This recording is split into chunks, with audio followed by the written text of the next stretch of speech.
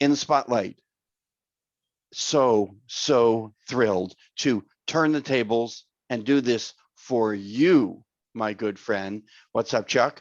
You know, we did the drive-in car wash thing. It was a lot of fun. I will post a link to that in the chat notes for here. But now it's my turn to have some fun with you. And of all the event ensemble spotlights that I have done so far, and there have been many of them, this is going to be the best. This is because you're talented. You know, it's difficult for a caterer to say, look, smell this or taste this. But with you, I mean, it's like right there, live and in person. You are the man. Welcome. Right back at you, Scott. Okay, so you do comedy and you do ventriloquist. Do you ever do comedy without the ventriloquist? Well, yeah, when I come on stage, usually I try to warm up to the audience, you know, because I'm the common denominator. No matter what puppet or dummy I bring out, I have to develop the likability factor, as you know. So I want them to like me and think I'm funny, even though I'm the straight guy. When I have a partner on stage with me, I have my own personality. So yeah. So now I'm going to flip this. Do you ever do ventriloquist that's not comedy? In other words, can it be something serious or is it always funny? Well, I always try to take something serious and add a twist to it. You know, like today on Facebook, it popped up something I did a year ago, which was saying, "Hey, everybody, let's take care of each other, do the right thing, stay home, wear a mask." You know, but it was serious subject matter, but hopefully it made people smile at the same time. I at least want to get a smile out of them. My old adage, laugh, cry, sigh, and then they'll buy whatever you're selling, or they'll buy into the comedy act, if you will. So you've been doing this just a couple of years now. Since I was 10, and I actually next year I go on Medicare. I don't even know what that number is, but okay. I'm 64, so it's been a 54-year run. You know, that's a pretty good run. It is. And it speaks to your talent, obviously. Well, you know, I have to, you know, being a ventriloquist without making people smile or get some really great reaction out of it is pretty worthless. The talent in itself, like anything, it's just a vehicle to get everybody to smile, laugh, or even bring tears if the opportunity is there. Happy tears is what we're looking for. Yes. Happy tears, of course. So walk me through this. Birthdays, weddings, bar mitzvahs, bat mitzvahs for the girls, b'nai mitzvahs for the twins.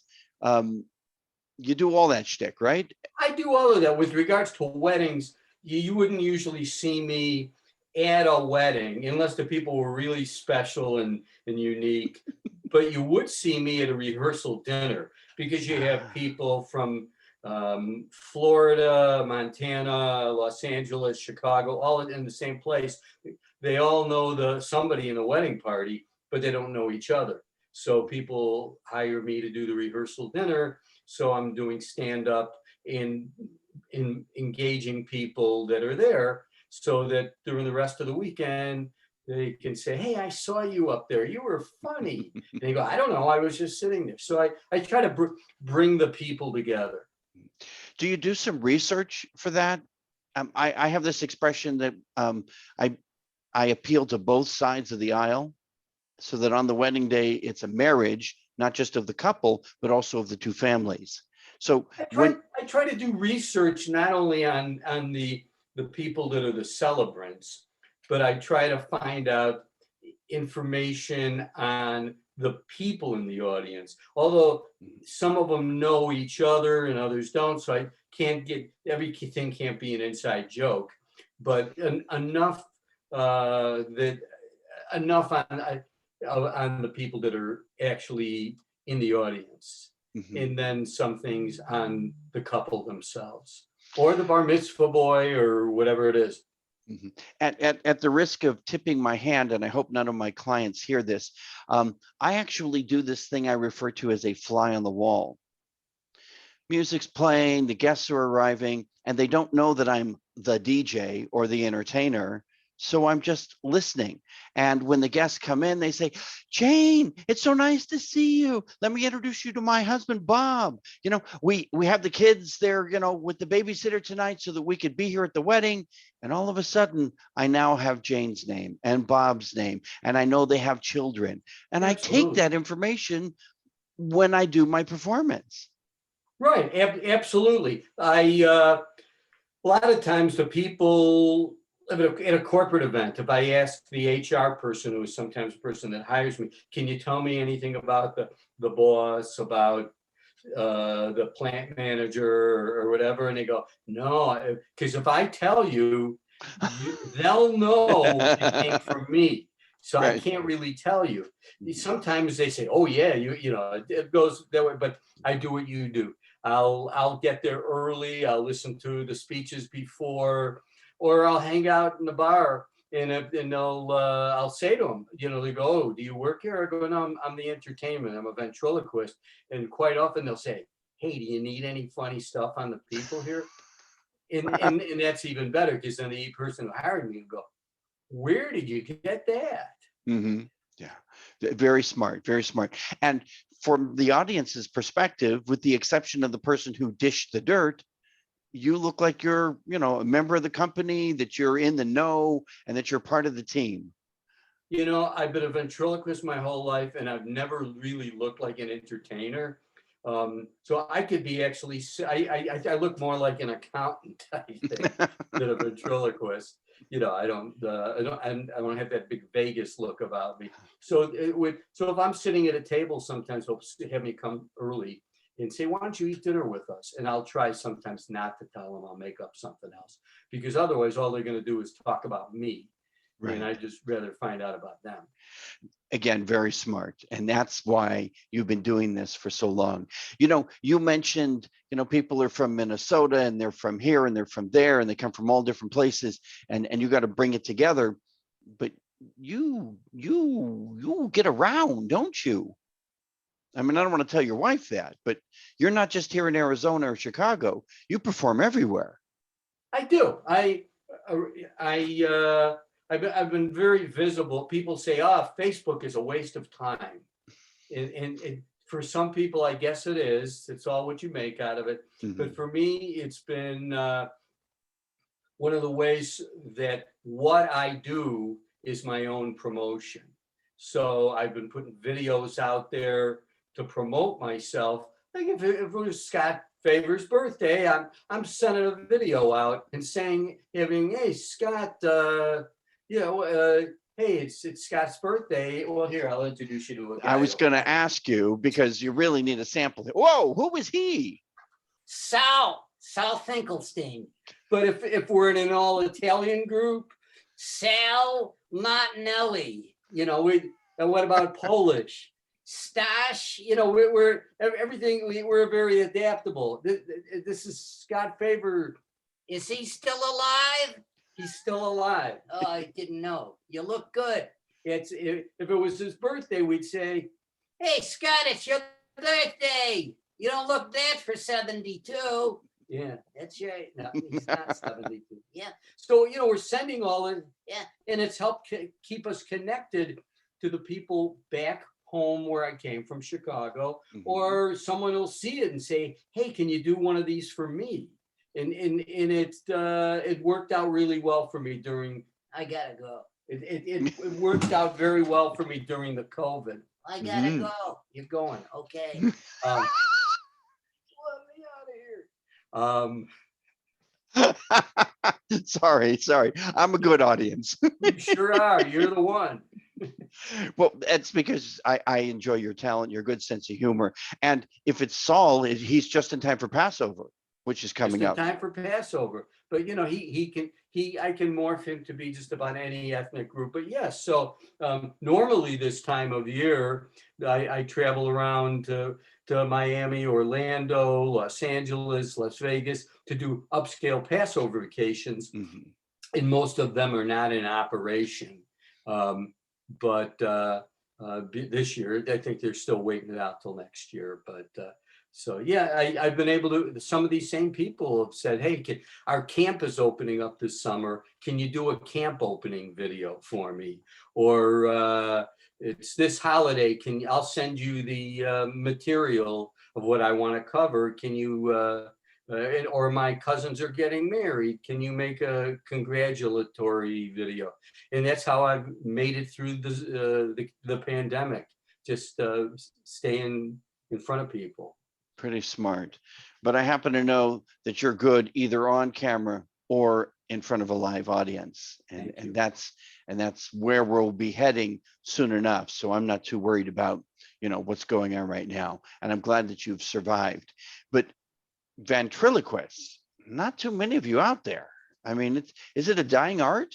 No, it's just kind of been in selected throughout the years. I learned how to do this at 10 when without sounding ancient, but you watched things you watched variety shows on TV, like the Smothers Brothers or Ed Sullivan, to name a big one. And if you made it on the Ed Sullivan show, you were set. And those shows showcase. But now, throughout the years, if you went on a cruise, you were likely to see a magician, a juggler, or a ventriloquist.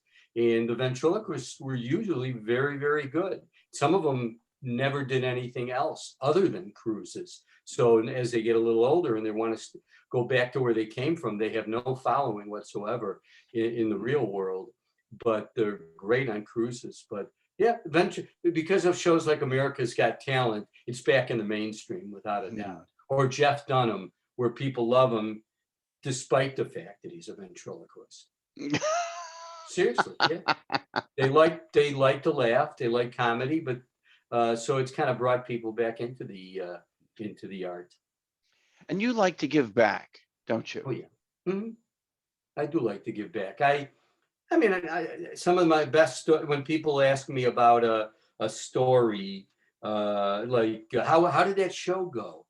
And my answer won't be, hey, they laughed at this and they laughed at. I'll say, I met somebody and they were really nice, and they told me about somebody who had cancer, and they were kind of down in the dumps, and asked me if I would send a video to someone or do it, and I do that. Or if somebody asks me in a nice way, hey, we have a fundraiser, and I know that they're sincere. If somebody's sincere, I'll do just about anything for them. Your heart's in the right place, my friend. I believe in business, whether you're a ventriloquist, a DJ, or have an accounting firm.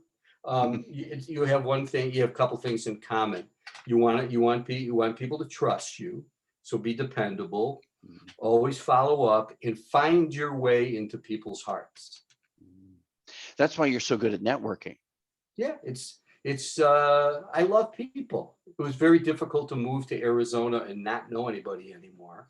But somebody told me about a guy named Scott Favor that I got to know this guy. And a week after I moved here, we met each other and been like old friends already, but a great connector. And that made a big difference.